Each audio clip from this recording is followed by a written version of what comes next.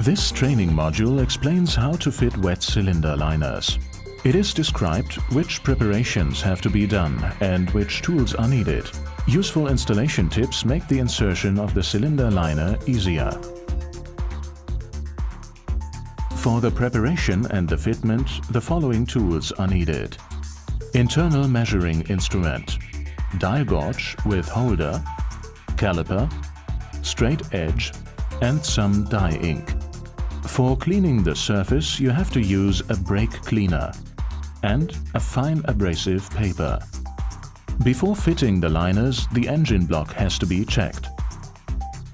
Therefore, the entire engine block is checked by visual inspection. The assessment of damage and corrosion on the sealing surface and on the engine block provides information whether it needs to be reworked. The inspection of the engine block sealing surface with a straight edge should indicate existing distortions. During the fitment of the cylinder liners, pay attention to the cleanness of the engine block and the flatness of the flange seat. For a correct fitment of the new liner, you have to ensure that the surface is flat, as shown on the graph.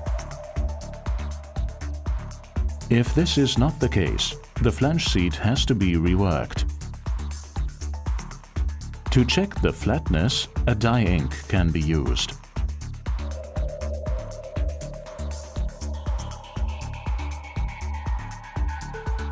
Another important point is the assessment of the sealing ring grooves in the engine block.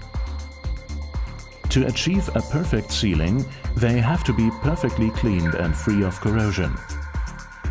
The sealing ring grooves which are worn or become sharp due to engraving have to be reworked. At the new liner, the diameter and the flange height of cylinder liner should be controlled and compared with the catalog data. Now, if applied, the tomback ring will be inserted dry and the liner will be fitted into the engine block. The cylinder liner is then tightened with screws and sleeves.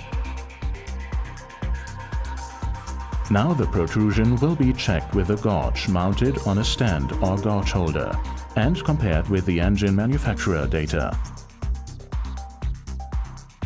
Caution: the protrusion is not allowed to be adjusted by shims. If the protrusion is too low, a cylinder liner with oversized flange should be used. Before removing the cylinder liner, the exact position of the socket is marked on the engine block. Inserting the sealing rings. Now the sealing rings are fitted dry in their position into the prepared grooves, as shown on the packaging. For some manufacturers, the sealing rings can also be fitted directly to the cylinder liner.